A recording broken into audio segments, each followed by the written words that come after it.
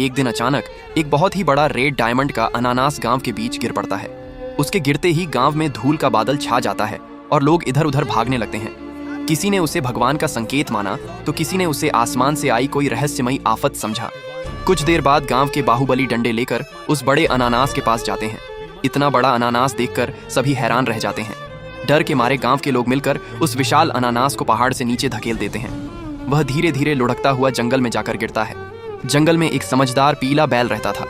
जब उसने इतना बड़ा रेड डायमंड का अनानास देखा तो वह भी हैरान रह गया। कुछ दिनों बाद गांव में भयंकर अकाल पड़ गया। तालाब सूख गए, फसल खराब हो गई और लोग भूख से परेशान हो गए। यह देखकर पीले बैल का दिल पिघल गया। उसने जंगल के कई पीले जानवरों को बुलाया और सबने मिलकर उस बड़े अनानास को लकड़ी की गाड़ी में रखकर गांव की ओर ले जाना शुरू किया। जब गांव वालों ने पीले जानवरों और उस विशाल अनानास को आते देखा तो वे डर कर भागने लगे, लेकिन पीले जानवर शांति से खड़े रहे। फिर पीले बैल ने अपने हाथों से उस बड़े अनानास को तोड़ा तो उसके अंदर से बहुत सारे छोटे छोटे अनानास निकलने लगे। गांव के लोग इतना सारा अनानास देखकर हैरान हो गए और तेजी से उन्हें खाने लगे। कुछ ही देर में गांव में फिर से खुशियां लौट आईं, लेकिन गांव के लोगों ने उन पीले जानवरों को जंगल की ओर भगा दिया। बेचारे जानवर उदास होकर जाते हुए बोले, इतने सारे अनानास खाने को दिए फिर भी हमें भगा दिया। बेचारे पीले जानवरों के लिए एक लाइक और सब्सक्राइब कर दो दोस्तों।